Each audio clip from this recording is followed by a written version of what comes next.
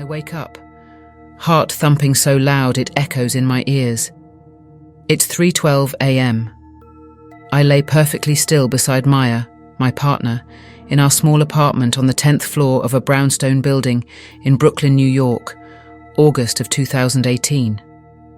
The air outside is thick with humidity, the hum of distant traffic and the occasional roar of a bus drifting through our open window. We moved here for work, me in software, Maya in journalism. Long hours, high rents, small comforts.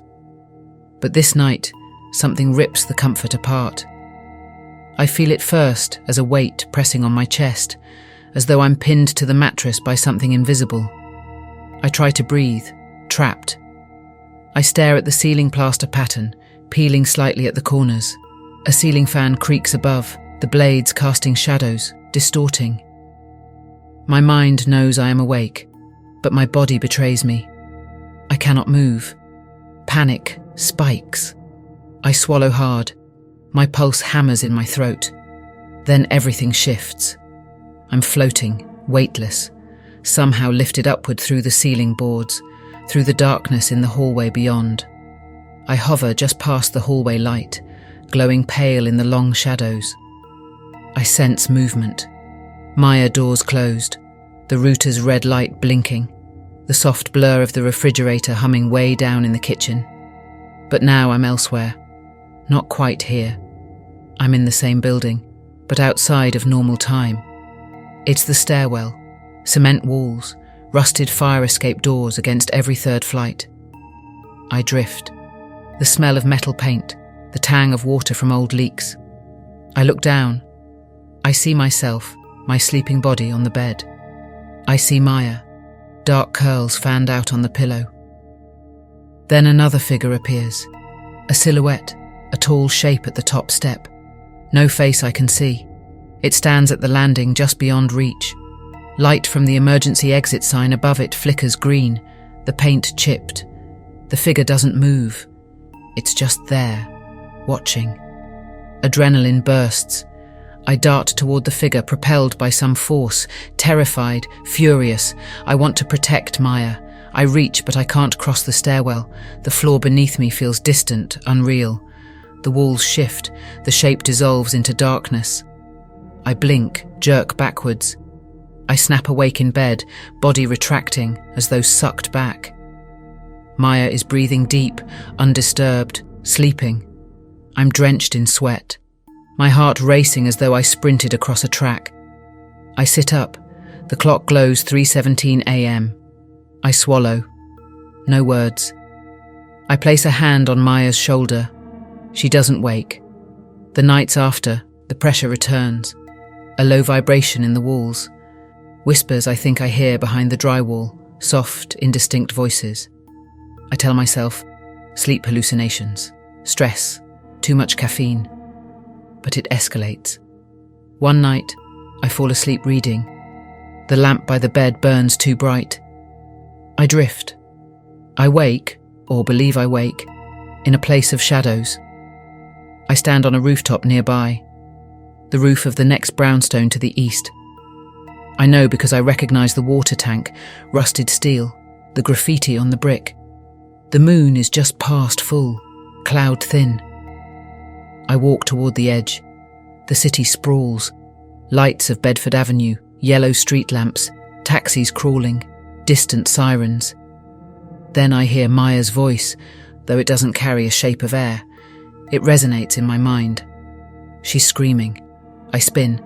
Behind me is a hunched shape. It moves like fabric, shifting, black folds. No eyes, no face. It lunges. I leap sideways. My foot hits nothing. I tumble down through space, or what feels like space, until cold pavement slams beneath me. Pain, but I open my eyes in our bedroom. My limbs tingle. I curl against the mattress. The next day I lie to myself. Must have been dream. But the bruise on my calf disagrees. I find it purple and swollen. We have no stairs, no roof access, no open window that height. I rub at it. I tell Maya. She frowns. She has noticed other small signs. She wakes some nights to find the bedroom window ajar, though she locked it, or the door to the closet slightly open, or the mirror in the hallway reflecting a figure behind her when she turns. She dismisses them at first. Work deadlines, overwork. But I see it in her eyes. She's scared too. Then, midway through a week, I sleep. The pressure on my chest again. I can't move. But this time I force something different. I let the paralysis take me. I focus. I will let the separation happen. I'm floating again, rising through the ceiling. I hover in the hallway. It's exactly our hallway carpet, exactly the smell of old sneakers beneath the stairs. I move toward the stairwell, a pulse of dread. At the top step, the shape again. I know it now. It stands behind the exit door. It's blocked by that metal push-bar door to the fire escape. I push through.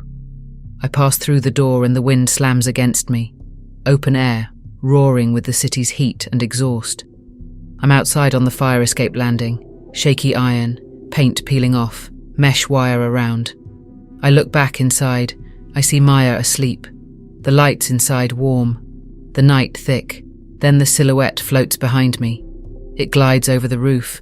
No sound but movement. The railing creaks. I shrink away. The entity reaches out. Its hand, or what I think is a hand, slides through the chain link mesh without bending it. I search for some anchor. I force myself to surge forward and yell, my voice no more than a thought. I want to pull Maya out of this. Suddenly everything goes black. I drop, falling through darkness, no floor. Panic roars. Then I'm awake, lying in bed, my chest heaving, the room a mirror of calm. Maya still sleeping, unaware. I find sweat in my hair, bruises on my side. We try to rationalize. I drink more water. We black out the windows. We keep the fans running. I record the noises. I open my phone voice recorder. At 2:58 a.m. I catch something, a whisper, low, and a scrape, like fingernails against wood. When I play it back, an instant of static, then muffled voices, unintelligible, but there.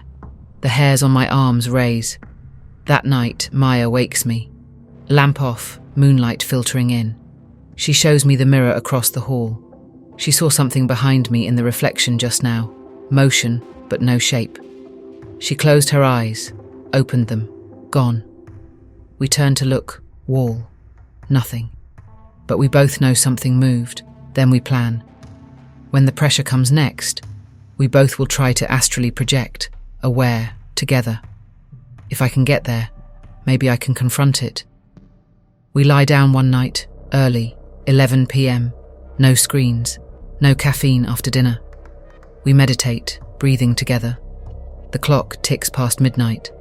At 1:43 a.m. I drift, body sleeps. But I stay aware, riding the slide between. I'm floating out my body, high above the bed. I see Maya beside me, her breathing shallow. I drift out the window. The window screen gone. Odd. The building exterior, the brick wall, the fire escape ladders, the congregated satellite dishes. I hover. Across the alley I see the building facing ours, a light in a higher window, a silhouette pacing. Then the dark figure appears, slipping from roof to rooftop. Silent. I try to call to Maya, but my voice is locked inside. I spread arms, chase after it. Gravity shifts. I clamber up metal ladders, rust biting at my hands. Fire escape landing to landing. The figure glides ahead over rusted saddles of HVAC units perched on rooftops. I follow. I feel the wind. Metal clinks. Chimney bricks loose. My heart thunders. At a rooftop near a water tower, the figure turns. More real now. I see shoulders, no face. A contorted posture, as though waterlogged or drenched dark fabric over bone. It lifts an arm. I see fingernails, long, curved, dirty. It points at me or at Maya. I want to scream. I lurch forward. The roof gives a groan, metal siding rusted. I slip, One foot goes through a rotten board. My pelvis snaps back. Pain shocks me. I nearly fall. The entity drifts closer. I freeze. I try to pull back, spinning. My hands slip. The edge of the rooftop is close. Concrete. Sharp bricks. Then I sense a tug, like someone pulling me backward by the wrist. I jolt. I'm back in the bedroom. Body jolts awake. Maya gasps. She sees me off the edge of bed, trembling. I clutch her, mouth dry. She grips me, silent for a long moment. Over the next days, I find scratches on my arm, thin, fresh, like fingernails dragged across skin. No idea how they got there, no other possible source. Clean sheets, no pets in apartment. I show her. She turns pale. She has them too, on her ankle. Same shape. Neither of us can sleep. I start keeping a journal. Times of incidents: 3:12 a.m., 2:58 a.m., then 1:43 a.m. Always in that dark hour. I record the sounds: whispering, shuffling of feet, scrape of metal. Smell: wet rust, old mildew.